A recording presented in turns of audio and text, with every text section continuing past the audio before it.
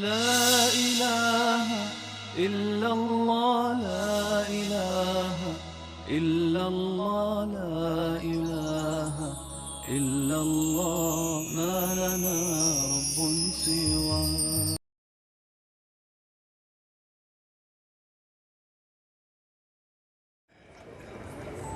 نحمده ونصلي ونسلم على رسوله الكريم. أما بعد فأعوذ بالله من الشيطان الرجيم. بسم الله الرحمن الرحيم. إن الدين عند الله الإسلام. وقال تعالى لا إكراه في الدين. صدق الله العظيم. Prominent President of today's program, highly qualified judges, and dear all, I would like to start my talk with Islamic greeting. Assalamu alaikum wa rahmatullahi wa barakatuh. Dear audience, intolerance has become the culture of today. It is causing death, genocide, violence, religious persecution, as well as confrontations at different levels. Sometimes it is racial and ethnic. Sometimes it is religious and ideological. Sometimes it is political and social. Whatever may be the reason, intolerance is painful for each situation. So let's cast a glance on my today's topic, tolerance in Islam. Dear audience, without any shadow of doubt, Islam declares that it is alone the true religion in the sight of Allah. And if a person wants to enjoy the absolute and perfect pleasure of Allah in this world and the world hereafter, avoid the wrath of Allah, and finally enter paradise, then there is only one way, that is to embrace Islam, possess and enjoy the fundamental parts of its belief, as it is mentioned in the glorious Quran, Surah Ali Imran, chapter 3, ayah 19. إن الدين عند الله الإسلام.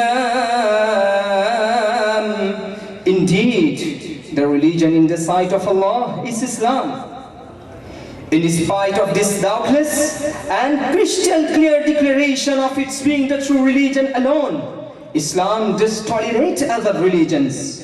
In this world, the Muslims are not allowed to impose Islam on anyone at any cost. Not only this, but also anyone's acceptance of Islam with any pressure is not accepted in the sight of Allah. I repeat it, in this world, Muslims are not allowed to impose Islam on anyone at any cost. Not only this, but also anyone's acceptance of Islam with any pressure is not accepted in the sight of Allah. Allah subhanahu wa ta'ala says in the glorious Quran, Surah Al-Baqarah, chapter 2, ayah 256, La ikraha fid deen. There is no compulsion in the religion. Honorable audience, being mercy and messenger for the whole world, the last prophet of Allah, Muhammad sallallahu alayhi wa sallam, was endowed with overwhelming urge and unparalleled desire to invite people to Islam. He was praying for them, struggling a lot, using every wise way, and praying for them day and night. Even sometimes it used to seem that he will sacrifice himself in this cause due to that denial. Then Allah subhanahu wa ta'ala consoled him by the revelation of hundreds of ayat in the glorious Quran and made him understand some key points. The first is that to embrace Islam should always be choice, not force. The second is that Islam is the greatest favor of Allah upon His slaves, which bestowal by Allah totally relies on their own wish and heartfelt pursuit. And the third is that your duty is only to convey the message, but to force them to convert is neither your duty nor in your power. The glorious Quran says, Surah Yunus, chapter 10, ayah 99, وَلَوْ شَاءَ رَبُّكَ لَآمَنَ مَنْ فِي الْأَرْضِ كُلُّهُمْ جَمِيعًا أَفَأَنْتَ تُكْرِهُ النَّاسَ حَتَّى يَكُونُوا مُؤْمِنِينَ. And had your Lord willed, those on the earth would have believed, all of them entirely. Then, O Muhammad, would you compel the people in order that they become believers? Dear audience, Islam strictly prohibits to insult or hurt religious figures, religious cultures, sentiments, beliefs, books, places of any other religion.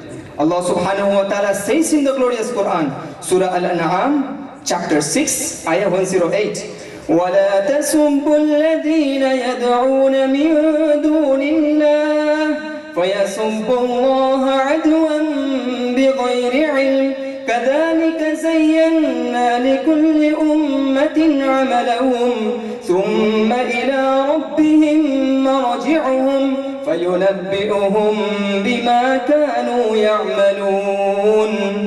Don't revile those whom they invoke other than Allah, lest they should revile Allah in translation without having knowledge. This is how we have made the deeds of every community attractive in their sight.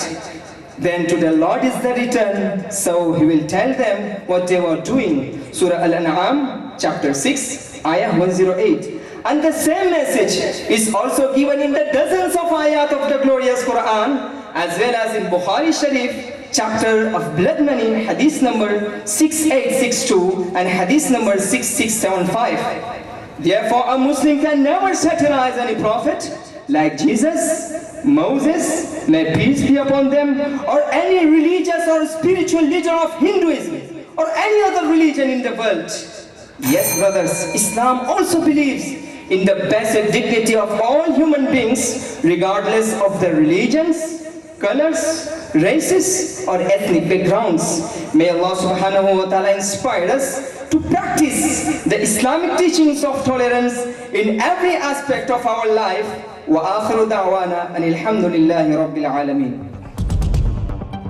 Eastern Crescent is not just an English monthly, but differs from others in many ways. It consists of well-researched articles, targets issues which seldom get the attention of the mainstream media, gives every issue its deserving place, answers the misconceptions about Islam and Muslims, acts aptly on its slogan, Alternative Media, People's Choice. For subscription and other details, please contact us on 022-2677-1618 or 022-2679-8538. You may also log on to www.easterncrescent.in.